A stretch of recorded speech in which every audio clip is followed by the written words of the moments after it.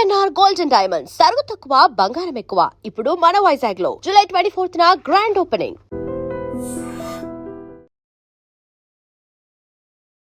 నమస్తే, నేను Kavitha. Welcome to I dream news and నిజాలు.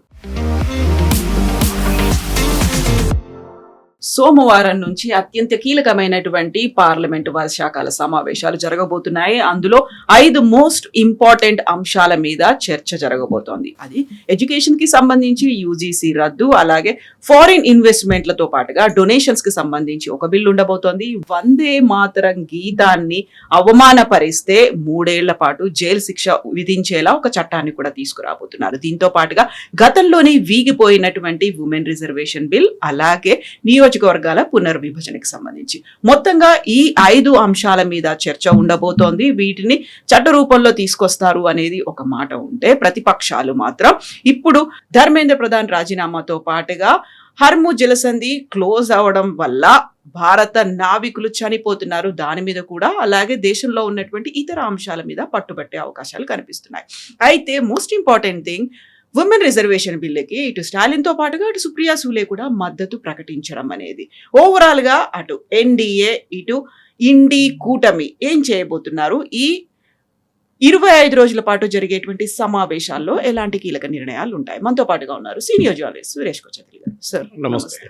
సో అత్యంత కీలకమైనటువంటి బిల్లులు అనేవి ఉన్నాయి. అందులో ఎడ్యుకేషన్ పాలసీకి సంబంధించి గతంలోనే నూతన ఎడ్యుకేషన్ విధానాన్ని తీసుకొచ్చారు. ఆ తర్వాత ఇప్పుడు యూజీసీని కూడా ఎందుకని తీసేద్దాం అనుకుంటున్నారు? యూజీసీ వాళ్ళ ఒక లైఫ్ అవుట్లీవ్ చేసేసారు. అంటే వాళ్ళు అయిపోయింది, వాళ్ళు జురాసిక్ అయిపోయారు. మన ముందు ఇండియన్ మెడికల్ కౌన్సిల్ అని చెప్పి మన దగ్గర ఒకటి ఉండే, మెడికల్ కాలేజెస్ని సర్టిఫై చేయడంలో దాంట్లో మీకు చూసుంటారు, కరప్షన్, చాలా పెద్ద కరప్షన్ జరిగింది, రేడ్ జరిగింది, అరెస్ట్ చేశారు వాళ్ళ డాక్టర్స్ని, సీనియర్ డాక్టర్స్ని. దాంట్లో 2 గుజరాత్ నుంచి ఉన్నారు. అప్పుడు వీళ్ళన్నారు మోదీ గారు అరెస్ట్ చేయరన్నారు, కానీ అరెస్ట్ చేశారు. తర్వాత డిజాల్వ్ చేసి నేషనల్ మెడికల్ కౌన్సిల్ తీసుకొచ్చారు. యూజీసీ చట్టాలు ఎప్పుడో తీసుకొచ్చిన చట్టాలని చాలా మటుకు మార్పులు వచ్చేసినాయి. మీరు చెప్పినట్లనే ఫారిన్ యూనివర్సిటీస్ రావడం కానీ, షార్ట్ టర్మ్ కోర్సెస్ తీసుకురావడం కానీ, ఎంఫిల్ లాంటి కోర్సెస్ని స్క్రాప్ చేయడం కానీ, ఇదన్నీ జరుగుతుంది.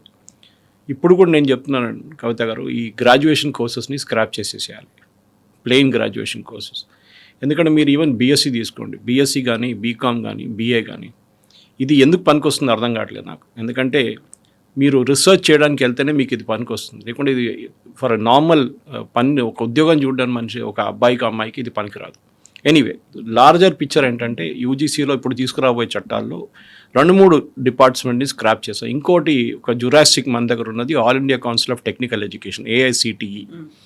వీళ్ళు టెక్నికల్ కోర్సెస్ని, అది కాకుండా MBA లాంటి కోర్సెస్ని కూడా కొంత మటుకు వీళ్ళు దే కైండ్ ఆఫ్ రికగ్నిషన్ ఇవ్వడము, స్క్రాప్ చేయడం, ఇదంతా చేస్తుంటారు. వాళ్ళని కూడా తీసేస్తున్నారు. అది కాకుండా ఇంకో 2-3 చిన్న ఆర్గనైజేషన్స్ని, వాళ్ళని కూడా టీచర్స్ టెస్టింగ్ ఏజెన్సీ, దాన్ని కూడా తీసేసి కంప్లీట్గా ఒక కొత్త అంబ్రెల్లా తీసుకొస్తున్నారు. ఇది కావాల్సింది. మనం ఇప్పుడు ఉన్న ఏజ్లో ఈ పాత చట్టాలు పనికిరావు, మార్చాల్సిందే. దీన్ని బిల్లు ముందు ప్రజెంట్ చేశారు పార్లమెంట్లో. దాన్ని ఒక జాయింట్ సెలెక్ట్ కమిటీకి పంపించారు. జాయింట్ సెలెక్ట్ కమిటీ కొన్ని రికమెండేషన్స్ ఇచ్చారు, బేసిక్లీ వాళ్ళు అప్రూవ్ చేశారు. కానీ CPM అండ్ కాంగ్రెస్ వాళ్ళకి యాజ్ యూజువల్ అబ్జెక్షన్ ఉంది. ఏంటంటే, ఒకటి, ఈ ఎడ్యుకేషన్ అనేది ఒక కన్కరెంట్ సబ్జెక్ట్ ఉంటుంది. అంటే స్టేట్కి సెంటర్కి ఇద్దరికి దాంట్లో ఒక 50-50 అని చెప్పవచ్చు, స్టేక్ ఉంటుంది. ఫర్ ఎగ్జాంపుల్, ఒక యూనివర్సిటీ సెటప్ చేస్తున్నారు మీ స్టేట్లో, దాంట్లో పర్మిషన్ సెంట్రల్ గవర్నమెంట్ దగ్గర నుంచి వస్తుంది. స్టేట్ గవర్నమెంట్ కూడా దాంట్లో చాలా మటుకు పవర్స్ ఉంటుంది. కేరళలో మనం చూసాం, వెస్ట్ బెంగాల్లో చూసాం, ఈ గవర్నర్ వైస్ ఛాన్సలర్స్ని అపాయింట్ చేస్తున్న దాంట్లో పెద్ద కాంట్రవర్సీస్. ఆ పవర్ గవర్నర్ దగ్గర ఉంటుంది, రికమెండేషన్ స్టేట్ గవర్నమెంట్ దగ్గర నుంచి ఉంది. ఒక్కొక్కసారి సెనెట్ రికమెండ్ చేస్తారు. వైస్ ఛాన్సలర్ని తర్వాత 3 మెంబర్ ప్యానెల్ని పంపించి 3 పేర్లు పంపిస్తే గవర్నర్ దాని నుంచి ఒక పేరు సెలెక్ట్ చేస్తారు. ఒక్కొక్కసారి దాని నుంచి కూడా సెలెక్ట్ చేయరు. ఆరిఫ్ మహమ్మద్ ఖాన్ గారు ఉన్నప్పుడు కేరళలో ఇది చాలా పెద్ద గొడవ జరిగింది, కోర్టుకి వెళ్ళింది, సుప్రీంకోర్టు దాకా వెళ్ళింది కేసు.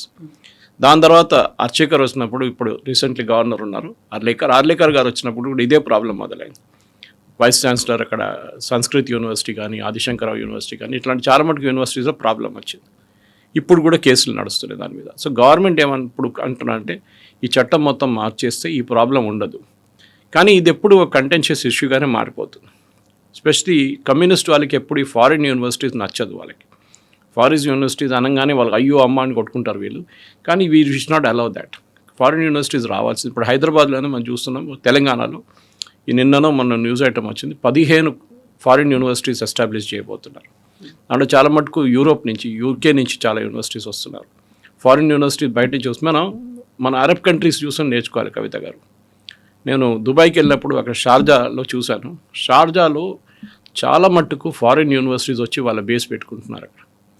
ఇంకా షార్జా ఆయన కొంచెం ఎడ్యుకేషన్ కొంచెం పట్టుంది. ఆయన దుబాయ్ లైక్ కమర్షియల్ ఉన్నప్పుడు షార్జా ఎడ్యుకేషన్ హబ్గా మారిపోయింది ఎమిరేట్స్లో. ఖత్తర్ తీసుకోండి, ఖత్తర్ ఏం చేశారు, ఖత్తర్ ఫౌండేషన్ సెటప్ చేసి చాలా డబ్బులు పెట్టారు, బిలియన్స్. వాళ్ళు యూనివర్సిటీస్, యూఎస్ యూనివర్సిటీస్లో పెట్టుబడి పెట్టారు, ఈవెన్ బ్రిటిష్ యూనివర్సిటీస్ స్టేక్ తీసుకున్నారు, ఫండింగ్ పెట్టారు, చైర్స్ అలొకేట్ చేశారు. దాని బదులు వాళ్ళు ఏమన్నారంటే మీరు మీ యూనివర్సిటీ యొక్క బ్రాంచ్ మా దగ్గర పెట్టుకోవాలి. So today Qatar has become one big. మీరు అల్ జజీరాకి వేస్తే వాళ్ళ డిబేట్స్లో ఒక 20-30 మంది రోజుకి యూనివర్సిటీస్ నుంచి వస్తారు. అక్కడ they well educated and British, Americans, Germans వీళ్ళందరూ అక్కడ ఖత్తర్లో ఉండి పనిచేస్తున్నారు. ఎడ్యుకేషన్ అనేది మనం we should not be an island. ఏదో మా దగ్గర ఐఐటీలు ఉంది, ఐఏఎంలు ఉందని చెప్పి కూర్చుంటే కాదు. మనకు కొత్త యూనివర్సిటీస్ బయట నుంచి ఉన్న యూనివర్సిటీ, స్టాన్ఫర్డ్ ఉండొచ్చు, హార్వర్డ్ ఉండొచ్చు, కార్నెల్ ఉండొచ్చు, ఎంఐటీ ఉండొచ్చు, ఏదైనా కానివ్వండి, మనం ఇక్కడ తీసుకురావచ్చు, ఇక్కడ మనం సెటప్ చేసుకోవచ్చు. మన వైపు నుంచి కూడా స్టాండర్డ్స్ మెయింటైన్ చేయడంలో కానీ హైర్ అండ్ ఫైర్ పాలసీలో కొంచెం మటుకు లీవే ఇవ్వాల్సి వస్తుంది. లేకుంటే వాళ్ళు రారు ఇక్కడికి. ఓకే, వాళ్ళంటారు మేము ప్రొఫెసర్స్ని మేము తెచ్చుకుంటాం, మనం అంటాం కాదు యూజీసీ చట్టాలు ఉన్నాయి, ఇట్లనే చేయాలంటే ఆ చట్టాలు మొత్తం మార్చేస్తున్నాయి ఇప్పుడు. So that is one of the major changes ఇప్పుడు రాబోతుంది. అండ్ దీని ప్రకారం ఒక జరగబోతుంది వికసిత్ భారత్ శిక్ష అధిష్టాన్ బిల్. ఇప్పుడు నిన్ననే నేను Kerala higher education minister statement చూశాను. ఆయన కాంగ్రెస్ కానీ కమ్యూనిస్ట్ వాళ్ళ దగ్గర రిక్వెస్ట్ చేస్తున్నారు, మీరు ఈ బిల్ని ఆబ్జెక్ట్ చేయండి, బిల్ని పాస్ చేయకుండా చూసుకోండి అని చెప్పి. సో ఆబ్వియస్లీ వెస్టెడ్ ఇంట్రెస్ట్ ఉంది. ఏమవుతుందంటే కేరళ నుంచి, I'm taking Kerala as an example because మన ఆంధ్ర తెలంగాణలో కూడా అదే సంగతి. కానీ ఆంధ్ర తెలంగాణలో ఆఫ్టర్ గ్రాడ్యుయేషన్ అంటే యూజువల్లీ ఇంజనీరింగ్ తర్వాత వీళ్ళు బయటకు వెళ్తారు. మెడిసిన్ చేసేటోళ్ళు అంతమంది బయటకు వెళ్ళరు, కానీ ఇంజనీరింగ్ చేసిన 100% యూఎస్కి వెళ్ళడానికి ట్రై చేస్తారు. నిన్న ట్రంప్ కొత్త చట్టం తీసుకొచ్చారు, మీరు చూసుంటారు. దట్ మీరు అక్కడ వెళ్తే ఓన్లీ ఫర్ దట్ పీరియడ్, మీకు 3 సంవత్సరాల కోర్స్ ఉంటే 3 సంవత్సరాలు ఫినిష్ చేసి వచ్చేసేయాలి, నో ఎక్స్టెన్షన్. ఎగ్జాక్ట్లీ, అవును. వీళ్ళేం చేస్తారంటే ఇంకో కోర్సులో జాయిన్ అవుతారు, తర్వాత ఇంకో కోర్సులో జాయిన్ అవుతారు. Now that has become very strict. ఆ కొత్త చట్టాలు చేసి ఈవెన్ యూరోప్లో కూడా అదే జరుగుతుంది. మనం మిస్యూజ్ చేసాం ఒక ఫెసిలిటీని. ఆస్ట్రేలియాలో అబ్జెక్షన్స్ చూస్తున్నాం మనం, అప్పుడు న్యూజిలాండ్లో అబ్జెక్షన్స్ చూస్తున్నాం. న్యూజిలాండ్ వాళ్ళ పార్లమెంట్లో అంటున్నారు ఇండియన్ స్టూడెంట్స్ ఇక్కడ రాకూడదు, ఇండియన్ స్టూడెంట్స్ ఇక్కడ వస్తే మొత్తం మళ్ళీ ఎమిగ్రేషన్ మొత్తం మారిపోతుంది, మాది పాపులేషన్ మేట్రిక్స్ మారిపోతుంది. సో ఇప్పుడు జరుగుతున్న దాంట్లో యూజీసీ కానీ ఏఐసిటి కానీ national council for teacher education అది తీసేస్తున్నారు మొత్తం. జాయింట్ పార్లమెంటరీ కమిటీకి పంపించారు, ఇది ఎగ్జామిన్ చేశారు. అండ్ వాళ్ళు వాళ్ళ వైపు నుంచి చిన్న చేంజెస్ సజెస్ట్ చేశారు. ఈ పాలసీస్ అన్నీ మన న్యూ ఎడ్యుకేషన్ పాలసీ ఎన్ఈపీ 2020తోని ఒక ఏం చెప్తారు ఆ రెగ్యులేషన్స్ దాని పట్టు వస్తుందన్నమాట. అండ్ కంప్లయన్స్ హర్డల్స్ కూడా దీంతో చాలా మటుకు సాల్వ్ అయిపోతుంది. ఇది one of the main bills తీసుకొస్తుంది. అది కాకుండా 2-3 మిగతా బిల్స్ కూడా ఉంది. దాంట్లో అన్నిటికంటే కంటెన్షియస్ అయినది ఈసారి of course foreign contribution regulation amendment bill. ఇది ముందు తీసుకొచ్చారు పార్లమెంట్లో లాస్ట్ సెషన్లో, అసెంబ్లీ ఎలక్షన్ కన్నా ముందు. ఏది మన Assam, west Bengal, Kerala, Tamil Nadu assembly election ముందు తీసుకొచ్చినప్పుడు పార్లమెంట్ పెద్ద గొడవ జరిగింది. గవర్నమెంట్ దాన్ని అప్పుడు విత్డ్రా చేసుకున్నారు. ఇప్పుడు మళ్ళీ దాన్ని రీప్రజెంట్ చేయబోతున్నారు. దీంట్లో మనం చూసాం లాస్ట్ ఒక 15 రోజుల ముందు నుంచి రేట్లు జరుగుతున్నాయి చాలా మటుకు ఎన్జిఓల మీద. అది ఏం చేస్తున్నారంటే వీళ్ళు ఈ ఫారిన్ కాంట్రిబ్యూషన్ రెగ్యులేషన్ యాక్ట్ ప్రకారం వీళ్ళకి వచ్చే డొనేషన్స్ని ముందు వీళ్ళకి ఎక్కడ ఖర్చు పెడుతున్నారు, ఏం ఖర్చు పెడుతున్నారు అనేది ఏ అకౌంట్ లేకుండా ఇప్పుడు గవర్నమెంట్ దాంట్లో చట్టాల మార్పులు తీసుకొచ్చారు. ఆల్రెడీ గెజెట్లో పబ్లిష్ చేశారు. సో చట్టం అయిపోయింది. దాన్ని పార్లమెంట్ తర్వాత పాస్ చేసుకోవచ్చు, ప్రాబ్లం లేదు. కొన్ని చట్టాలు గవర్నమెంట్ రూల్స్గా ఇంట్రడ్యూస్ చేస్తారు, దానికి పార్లమెంటరీ అప్రూవల్ అక్కర్లేదు. మెయిన్గా ఏంటంటే మీరు డబ్బులు తీసుకొచ్చిన దాన్ని సర్టన్ కేటగిరీస్లోనే ఖర్చు మీరు ఎక్స్పెండిచర్ చేయాలి. మీరు ఎడ్యుకేషన్ తీసుకొస్తే ఎడ్యుకేషనే చేయాలి. అది కాకుండా మీరు బిల్డింగ్ కట్టడము, మిగతా ఒక గెస్ట్ హౌస్ కట్టడము, మిగతా దానికి చేయకూడదు. Okay, use it only for religion. తీసుకొస్తే చర్చ్ కట్టాలంటే చర్చ్ కట్టండి, గుడి కట్టాలంటే గుడి కట్టండి, గురుద్వారా కట్టాలంటే గురుద్వారా. అది కాకుండా దాంతో సహా మీరు పాస్టర్ కోసం, వాళ్ళ కోసం, వీళ్ళ కోసం అని చెప్పి మళ్ళీ ఆ అమౌంట్ అంతా మిస్యూజ్ చేసుకుంటారు. ఇది చేయకూడదు.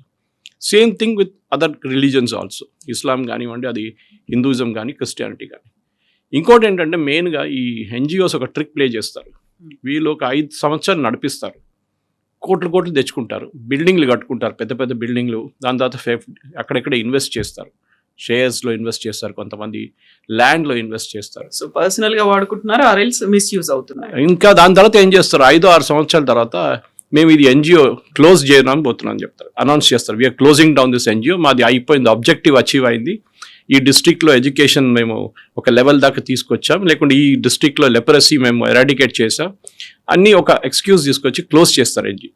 అప్పుడు ఈ ప్రాపర్టీ ఏమైతుంది, అది గవర్నమెంట్ అంటున్నది, ఈ ప్రాపర్టీ ఇండివిజువల్స్ పేరు మీద వెళ్ళిపోతుంది. సో గవర్నమెంట్ ఇప్పుడు అంటే మీరు అట్లా చేస్తే మీరు ఆ ప్రాపర్టీని గవర్నమెంట్ ఆఫ్ ఇండియాకి వచ్చేస్తుంది. గవర్నమెంట్ ఆఫ్ ఇండియా ఒక అథారిటీ సెటప్ చేస్తారు, అథారిటీకి వచ్చేస్తుంది. అక్కడే పెద్ద గొడవ ఉంది వీళ్ళకి. వీళ్ళు అంటున్నారు అది ఒక చర్చ్ ఉండొచ్చు, చర్చ్ గవర్నమెంట్ ఆఫ్ ఇండియా ఎట్లా టేక్ ఓవర్ చేసుకుంటారు. అరే మీరే బంద్ చేస్తున్నారు కదా బిజినెస్ మీది, అప్పుడు మీరు ఏం చేస్తున్నారు, మీరు మీ పర్సనల్ దానికి వాడుకుంటున్నారు. ఇప్పుడు all those funds which bought under FCRA మీరు ఎఫ్సిఆర్ఏకి వాడకుండా మీరు పర్సనల్ దానికి వాడుకుంటున్నారు. ఇదొక పెద్ద కంటెన్షియస్ పాయింట్గా ఉందన్నమాట. అది కాకుండా చాలా చట్టాలు తీసుకొచ్చారు, చాలా స్ట్రిక్ట్గా ఏ స్టేట్లో మీరు ఆపరేట్ చేయబోతున్నారో అది క్లియర్గా చెప్పాల్సి వస్తుంది. ఆ స్టేట్లో ఆపరేట్ చేయాలి, ఆర్ స్టేట్స్ 2 or 3 స్టేట్స్. అది కాకుండా తీసుకొచ్చిన దానికి మీకు కరెక్ట్గా దీనికన్నా ముందు మోదీ గవర్నమెంట్ వచ్చిన తర్వాత 18,000 ఎన్జిఓలు బంద్ చేసేవాళ్ళు లేరు, వాళ్ళు పేపర్లో ఉన్నారు, కోట్లు వస్తున్నాయి. మొన్న జరిగిన ఈ స్కామ్ నేను చెప్పాను చూడండి, ఈ స్కామ్లో ఏం జరిగిందంటే ఆల్మోస్ట్ 2 లక్షల డెబిట్ కార్డులు తీసుకొచ్చారు. కరెక్ట్ అమౌంట్ ఇప్పుడు కూడా గవర్నమెంట్ ఆఫ్ ఇండియాకి ఇప్పుడే మెల్లమెల్లగా వస్తుంది, బయటకు వస్తుంది. 2 లక్షల డెబిట్ కార్డులు తీసుకొచ్చి వీళ్ళు చాలా మందికి పంచిపెట్టారు, చాక్లెట్ పంచిపెడుతున్నట్ల. ఏది ఈ ఎన్జిఓ గ్రూప్స్లో చేసిన తర్వాత వీళ్ళు చిన్న అమౌంట్స్ ట్రాన్స్ఫర్ చేయడం మొదలుపెట్టారు. రోజుకి 5,000, రోజుకి 10,000. అప్పుడు బ్యాంక్ సిస్టంలో కనిపించదు ఎక్కువ ట్రాన్సాక్షన్, ఎందుకంటే మీరు ₹1,00,000 ట్రాన్స్ఫర్ చేసినా 2 లక్షలు ట్రాన్స్ఫర్ చేసినా ఇమ్మీడియట్గా వాళ్ళు మీ పాన్ కార్డ్ డీటెయిల్స్ అడుగుతారు, లేకుంటే బ్యాంక్ ఇట్సెల్ఫ్ వీళ్ళు ఇన్ఫార్మ్ ఇన్కమ్ ట్యాక్స్ డిపార్ట్మెంట్ ఈ నెల ఈ అకౌంట్లో 30 లక్షలు వచ్చినాయని చెప్పేసి. ఇప్పుడు మనం ఈ యూపీఐ పేమెంట్స్లో చూస్తున్నాం ఇదే ప్రాబ్లం. ఏంటి, మా ఇంటి పక్కన ఉన్న పానీపూరి వాడికి ఇన్కమ్ ట్యాక్స్ నోటీస్ వచ్చింది, ఎందుకంటే రోజుకి 5,000 సంపాదిస్తున్నాడు. సో నెలకి you can calculate how much will make and year ఇంత calculate. So bank manager automatically income ట్యాక్స్కి ఇన్ఫార్మ్ చేయాల్సింది, వాళ్ళ చట్టం అట్లా ఉంది. అండ్ వాళ్ళ దగ్గర వచ్చి పాన్ కార్డ్ ఎక్కడ అని అడిగారు, పాన్ కార్డ్ లేదు. సో అందరు ట్యాక్స్ బ్రాకెట్లో వస్తున్నారు. వీళ్ళు అది కాదు, వీళ్ళు ఇది అవాయిడ్ చేస్తున్నారు, చిన్న అమౌంట్స్ ట్రాన్స్ఫర్ చేసి. నిన్ననే ఆల్మోస్ట్ 20,000 అకౌంట్స్ వీళ్ళు చూసుకున్నారు, మ్యూల్ అకౌంట్స్ చేశారు. మ్యూల్ అకౌంట్స్ అంటే వీరు పల్లెటూరుకి వెళ్తారు, వెళ్ళి అక్కడ కొంతమంది విలేజెస్ ఉంటారు, వాళ్ళకేం తెలియదు, వాళ్ళ సంతకం తీసుకొని ఒక అకౌంట్ ఓపెన్ చేస్తారు బ్యాంక్లో. అట్లనే ఆ విలేజ్లో ఒక 2,000 మంది ఉంటే 2,000 మంది పేరు మీద బ్యాంక్ అకౌంట్ ఓపెన్ చేస్తారు. ఆ బ్యాంక్ మేనేజర్కి ఏదో డబ్బులు ఇచ్చి వీళ్ళు అడ్జస్ట్ చేసుకుంటారు, యూజువలీ కోఆపరేటివ్ బ్యాంక్స్లో. చేసిన తర్వాత ఆ అకౌంట్లో డబ్బులు రావడం మొదలవుతుంది. ఒక 2 సంవత్సరాలు వాడుకున్న తర్వాత అకౌంట్ క్లోజ్ చేసేస్తారు. వీళ్ళు క్లోజ్ కూడా చేయరు, అట్లనే ఉంచేసి వెళ్ళిపోతారు. పాపం ఈ ఇచ్చినోడికి ఇన్కమ్ ట్యాక్స్ నోటీస్ వస్తుంది, ట్రాన్సాక్షన్స్ మీ అకౌంట్లో 30 లక్షలు వచ్చింటే ఈయన అంటాడు 30 లక్షలు, నాకెక్కడ 30 లక్షలు, చూస్తే వీళ్ళు వాడారు. సో ఎస్టర్డే మొన్న కూడా చాలా మటుకు ఇన్కమ్ ట్యాక్స్ డిపార్ట్మెంట్ వాళ్ళ ఈడీ వాళ్ళ రేట్స్ జరిగింది, ఈ డీటెయిల్స్ అన్ని బయటకు వస్తుంది. సో ఎఫ్సిఆర్ఏ చట్టం కింద ఇదంతా క్లీనప్ అయిపోతుంది. దానికే పెద్ద అబ్జెక్షన్ నడుస్తుంది, ఎస్పెషల్లీ కేరళ లాంటి స్టేట్ నుంచి. ఓకే, బీజేపీ ఇప్పుడున్న ఎన్డీఏ గవర్నమెంట్లో కురియన్ అని చెప్పి ఒక మినిస్టర్ ఉంటే కేరళ నుంచి, ఆయన చాలా సంవత్సరాల నుంచి బీజేపీలో ఉన్నారు, ఇన్ఫ్యాక్ట్ ఆర్ఎస్ఎస్ అనుభవి కూడా. కానీ ఆయన్ని మొన్న క్యాబినెట్ ఎక్స్పాన్షన్ చెప్పారు కానీ జరగలేదు, క్యాబినెట్ నుంచి తొలగించారు. ఎందుకంటే రాజ్యసభ సీట్ ఆయనకి ఇవ్వలేదు, మళ్ళీ రెన్యూవల్ ఇవ్వలేదు రాజ్యసభకి. So he had to resign. అది ఎందుకంటే ఆయన మీద చాలా మటుకు ప్రెషర్ తీసుకొచ్చారు వీళ్ళు, చర్చ్ అక్కడి నుంచి కేరళలో, మీరు రాజీనామా చేయాలి, మీరు లేకుంటే మీరు ఉండకూడదు క్యాబినెట్లో, ఎఫ్సిఆర్ఐ మీరు ఎఫ్సిఆర్ఐ చట్టం పాటిస్తే కరెక్ట్గా పాటిస్తే మీకు ఏ ప్రాబ్లం ఉండదు. ప్రాబ్లం ఈస్ మీరు దేనికి తీసుకొస్తున్నారు డబ్బులు, అది కరెక్ట్గా వాడుకోవట్లేదు.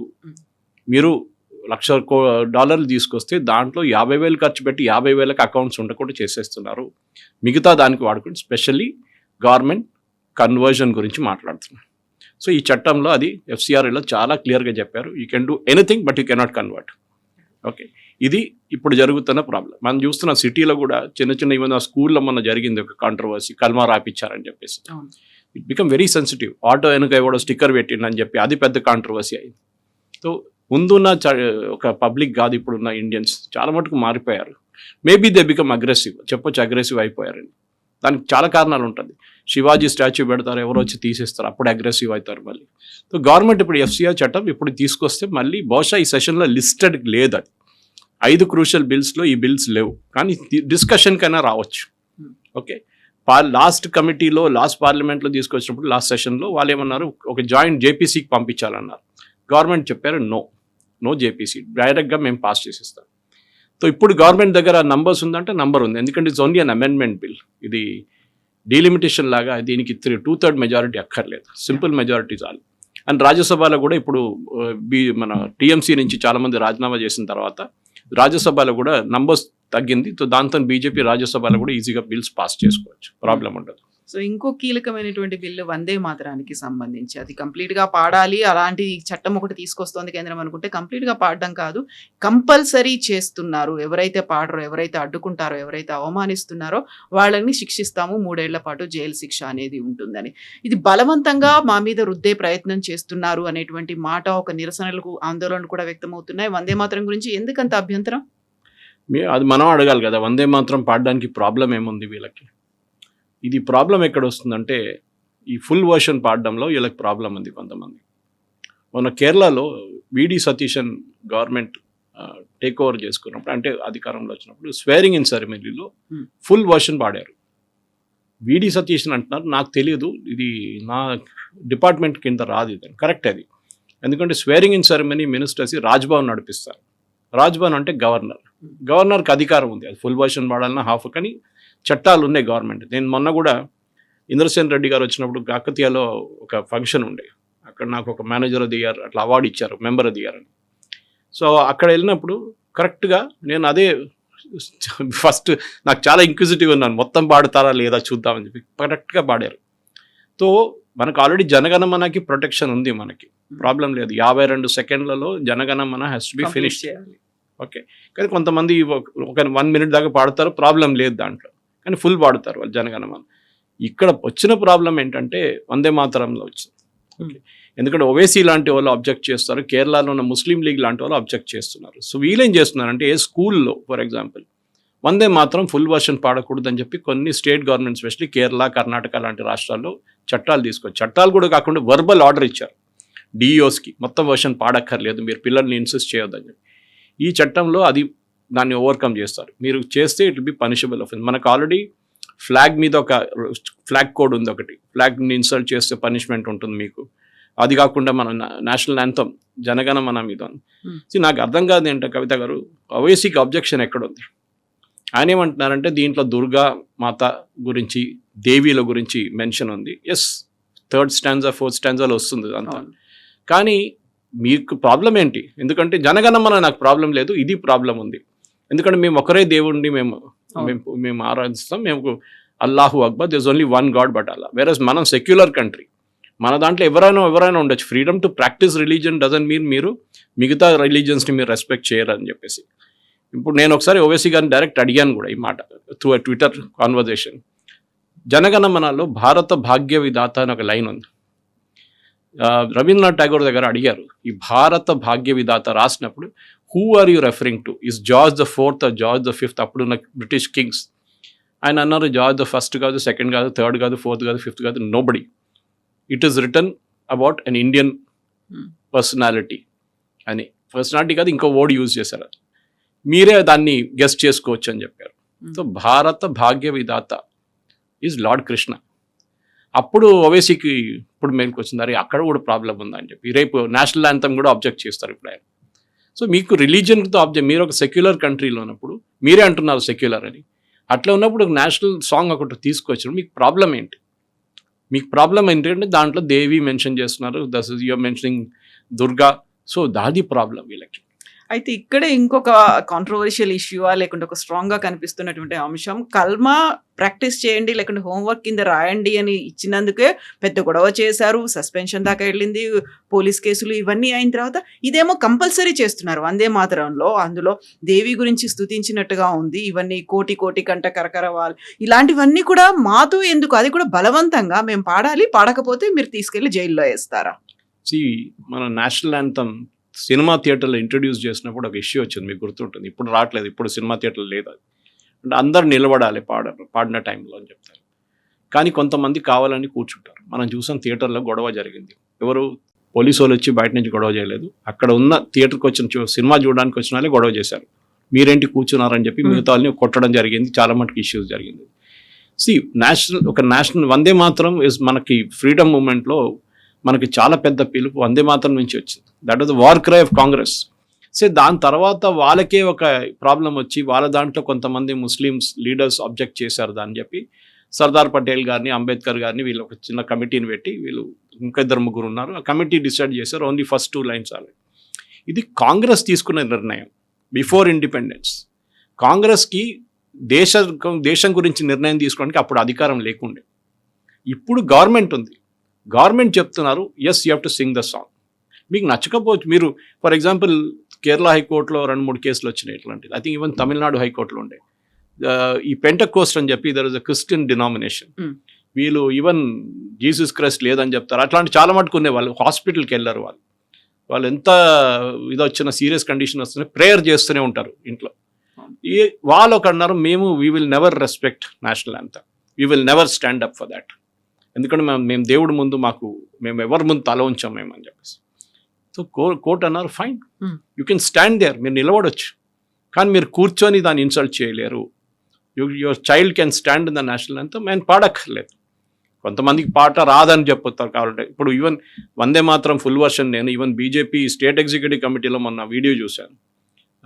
మన నితిన్ నబీన్ గారు వచ్చినప్పుడు ఆల్మోస్ట్ 80% ఆడియన్స్కి రావట్లేదు, వాళ్ళందరూ ఇట్లా నిలబడి ఉన్నారు. 20% మంది పాడుతున్నారు, మోస్ట్లీ వాళ్ళకి ఆర్ఎస్ఎస్ బ్యాక్గ్రౌండ్ ఉండొచ్చు, దానికోసం వాళ్ళకి తెలుసు full version. My point is very simple, మీరు అల్లాహు అక్బర్ అని చెప్పి రోజుకి 5 సార్లు మీరు you broadcast through the mic. What is the meaning of there is only one god but Allah, there is no other god. ఇప్పుడు హిందువులు అబ్జెక్ట్ చేయొచ్చు కదా, ఇదెందుకు మా మీద ఎందుకు దోస్తున్నారు మీరు, మాకు దేవుళ్ళు మాకు 3 కోట్లు దేవుళ్ళు అన్నది ఇట్స్ నాట్ కోటి actually, it's a different meaning actually. కానీ అట్లా ఉన్నప్పుడు మేము కూడా అబ్జెక్ట్ చేయొచ్చు కదా అని చెప్తున్నారు, which is a point taken. మన దేశంలో ఎన్ని రిలీజియన్స్ ఉన్నాయి, ఎన్ని డైలెక్ట్స్ ఉన్నాయి, ఎన్ని ట్రైబ్స్ ఉన్నాయి, మనకు ప్రతిదానికి ఒక్కొక్క చట్టం ఉంది, వాళ్ళ లోకల్ కస్టమ్స్ ఉంటుంది. ఫర్ ఎగ్జాంపుల్ నాగాలాండ్లో అబ్జెక్షన్ వచ్చింది దీని గురించి, ఓకే మేము పాడామని చెప్పేసి ఓకే ఫైన్, కానీ మీరు యూ కెనాట్ స్టాప్ ఇట్, మీరు ఆపలేరు దాన్ని. ఎవరో పాడుతున్నప్పుడు వాళ్ళు వాడినాయండి, కాదు మీరు 2 లైన్లే పాడాలంటే that will not be accepted అని గవర్నమెంట్ చెప్తుంది. ఇది government view point. As an individual మనం దాన్ని we can object to it always. So ఇప్పుడు ఇంకో కీలకమైనటువంటి 2 లెగసీ బిల్లులు గతంలో అది వీగిపోయాయి, యాక్సెప్ట్ చేయలేదు, ఆ తర్వాత ఇప్పుడు అవి కంటిన్యూ అవబోతున్నాయి. ఎట్ ఎనీ కాస్ట్ అది పాస్ అయిపోతుంది అనేది, దీనికి రీసెంట్ గా జరిగినటువంటి బోల్డ్ అని డెవలప్మెంట్స్ ఉన్నాయి. రీజనల్ పార్టీల దగ్గర నుంచి అది చీల్చారు, లేకుంటే మద్దతు అనేది వచ్చింది. ఆప్ నుంచి 9 మంది ఎంపీలు వచ్చి జాయిన్ అయిపోయారు, ఆ తర్వాత టీఎంసీ నుంచి మద్దతు కూడా వస్తుంది. ఇప్పుడు వెరీ రీసెంట్ గా సుప్రియా సూలేతో పాటుగా స్టాలిన్ కూడా మద్దతు ప్రకటించినట్టుగానే కనిపిస్తుంది. సో ఈజీగా పాస్ అయిపోతుందని, బలవంతంగా వాటిని పాస్ చేయాలనేటువంటి ఒక ప్రెస్టీజియస్ ఇష్యూగా కేంద్ర ప్రభుత్వం తీసుకుంది. దానికోసమే రీజనల్ పార్టీని చంపేసింది అనేది. అక్కడ నియోజకవర్గాల పునర్విభజన బిల్లుతో పాటుగా మహిళా రిజర్వేషన్ బిల్, ఈ 2 ఈజీగా పాస్ అయిపోతాయా ఈసారి? ఈజీగా పాస్ కావడం అని ఎప్పుడు ఈజీగా పాస్ కాదు, దట్ ఈస్ మనం ఒకటి అర్థం చేసుకోవాలి. ఈజీ పాసింగ్ అనేది ఇట్స్ నాట్ పాసిబుల్. ఎందుకంటే దీనికి 2/3 మెజారిటీ డీలిమిటేషన్ పక్కన వచ్చింది. ఎందుకంటే women's reservation bill already pass అయిపోయింది, దాంట్లో పాస్ చేయడానికి ఏం లేదు, దాంట్లో అమెండ్మెంట్ తీసుకొస్తున్నారు ఒకటి. అమెండ్మెంట్ని ఎందుకంటే 1/3 ఇప్పుడు మీరు ఇప్పుడున్న లోక్సభలో 543 సీట్లలో మీరు 1/3 ఇస్తే చాలా మంది ఎగ్జిస్టింగ్ ఎంపీస్కి సీట్లు ఉండవు. ఓకే, అది ప్రాబ్లం. సో 834 సీట్లు తీసుకొచ్చి కొత్త పార్లమెంట్లో ఇప్పుడున్న సీటింగ్ అరేంజ్మెంట్ ప్రకారం తీసుకొస్తే 1/3 రిజర్వేషన్ తీసుకొస్తే కానీ ఎగ్జిస్టింగ్ ఎంపీ సీట్ల ఇంపాక్ట్ కాదు. అంటే 834 మైనస్ 543 చేస్తే మీకు ఎగ్జాక్ట్ ఒక 600, 700, 800 అంటే 300 సీట్లు ఎక్స్ట్రా వస్తుంది. దాంట్లో మీరు 1/3 పోతే కూడా ప్రాబ్లం లేదు మీకు. This is the main thing అనమాట.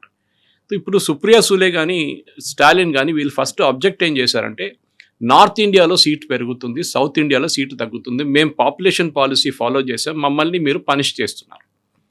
దీంట్లో లాజిక్ లేదు. నేను దీనికన్నా ముందు కూడా చాలా మటుకు ఎక్స్ప్లెయిన్ చేశాను. నేను ఒక 2-3 పబ్లిక్ మీటింగ్లో కూడా ఎక్స్ప్లెయిన్ చేస్తే చాలా మంది వచ్చారు, ఇది బీజేపీ వాళ్ళు ఎందుకు చెప్పట్లేదు సార్ అని చెప్పి. నాకు తెలియదు.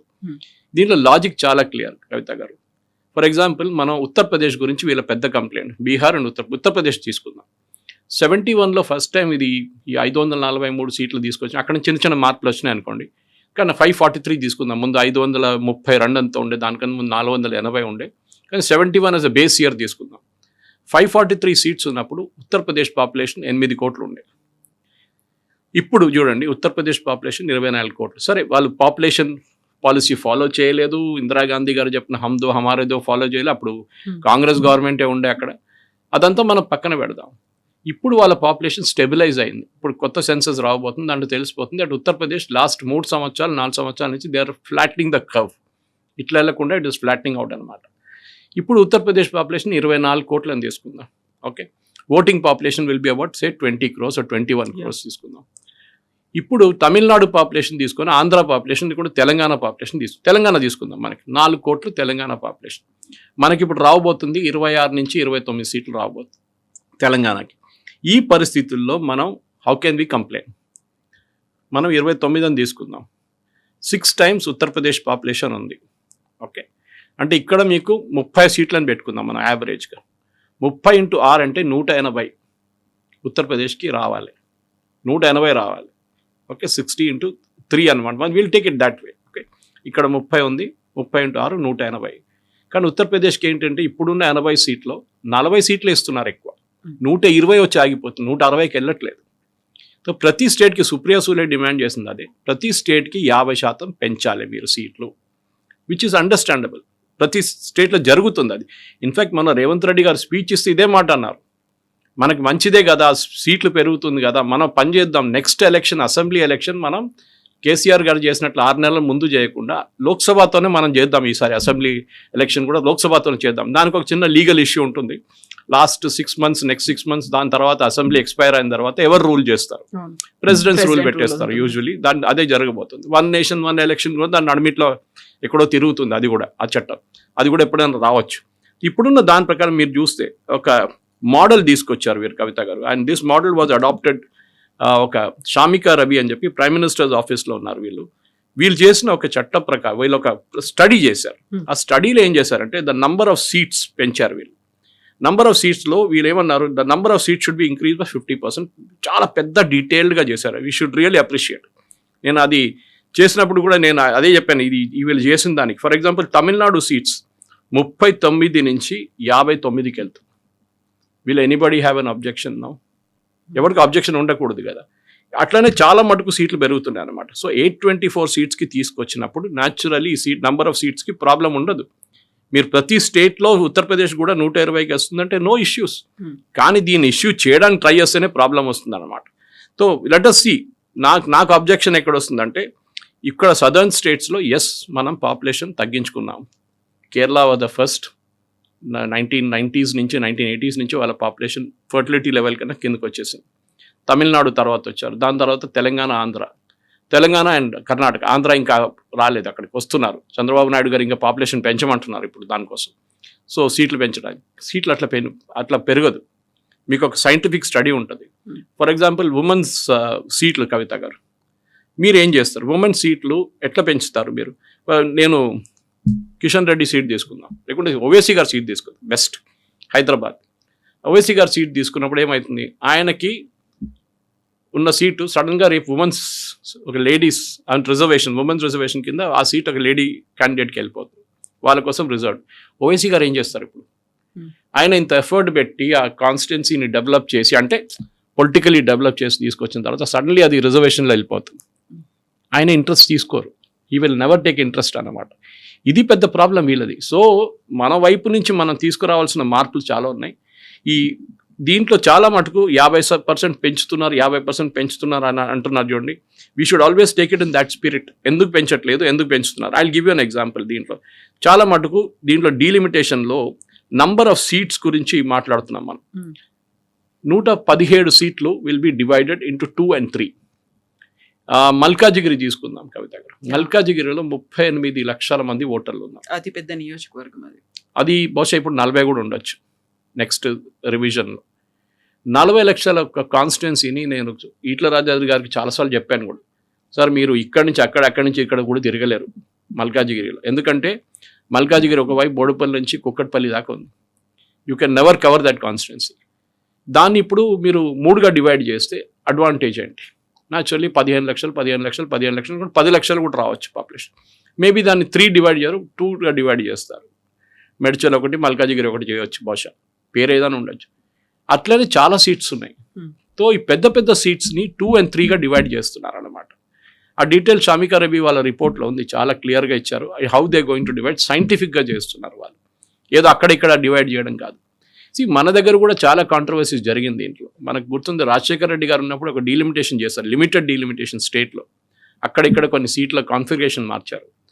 బద్దం బాలరెడ్డి గారు ఎప్పుడు కార్వాన్ నుంచి గెలుస్తుండే, ఐ థింక్ 2-3 సార్లు గెలిచారు ఆయన కార్వాన్ నుంచి. ఆయన స్ట్రాంగ్ ఏరియా ఉండేది. కానీ రాజశేఖర రెడ్డి గారు తెలిసిపోయింది, ఇక్కడ నుంచి గెలవాలంటే ఒకటే ఛాన్స్, ముస్లిం పాపులేషన్ కొంచెం ఇక్కడ ఇటువైపు తీసుకొచ్చి కొన్ని ఏరియాస్, ఇక్కడ నుంచి కొన్ని హిందూ ఏరియాస్ తీసేస్తే బద్దం బాలరెడ్డి గారు గెలవరు. దాని తర్వాత ఇవాళ దాకా బీజేపీ ఆ సీట్ గెలవలేదు. ముందు ఓవైసీ వాళ్ళ పార్టీకి ఎంఐఎంకి ఓల్డ్ సిటీ నుంచి ఎప్పుడు 4 సీట్లే గెలుస్తుండే వాళ్ళు, ఇప్పుడు 7 అయిపోయింది. ఎందుకంటే ఈ డీలిమిటేషన్లో జరిగిన ఇదే బీజేపీ మీద వీళ్ళు చేస్తున్న ఆరోపణ. పెంచుకుంటారా? నేను ఒక 2 ఆప్షన్స్ ఉన్నాయి కవిత గారు. ఒకటి, మీరు ఇది ఉమెన్స్ రిజర్వేషన్ బిల్స్తో జరుగుతున్న మోదీ గవర్నమెంట్ చేస్తున్న డీలిమిటేషన్ తీసుకోండి, ఒక ఫార్ములా మీద. షామికా రవి ఉండొచ్చు, లేకుంటే ముదిత్ కపూర్ వాళ్ళ టీం ఉండొచ్చు, లేకుంటే ఇంకేదైనా టీం ఉండొచ్చు. ఇది చేయకపోతే డేంజర్ ఏంటంటే, ఇది బిల్ ఫెయిల్ అయింది అనుకోండి, నో ప్రాబ్లం, వాళ్ళు ఉమెన్ రిజర్వేషన్ బిల్ పాస్ చేసేస్తారు, amendment saying 1/3 what ever seats. Census జరిగిన తర్వాత నెక్స్ట్ డీలిమిటేషన్ వస్తుంది, అది బహుశా 2029 కన్నా ముందు కూడా రావచ్చు. దాంట్లో ఏం చేస్తారంటే, వీళ్ళు యూజువల్లీ ఒక సుప్రీంకోర్టు రిటైర్డ్ చీఫ్ జస్టిస్ ఎవరు పెడతారు, లేకుంటే జడ్జిని పెడతారు, ఇంకా 2-3 జడ్జెస్ ఉంటారు, ఐఏఎస్ ఆఫీసర్లు ఉంటారు, స్టాటిస్టిషియన్స్ ఉంటారు, పెద్ద కమిటీని పెడతారు. వీళ్ళు ప్రతి స్టేట్లో తిరిగి వచ్చి తర్వాత వీళ్ళు డిసైడ్ చేస్తారు.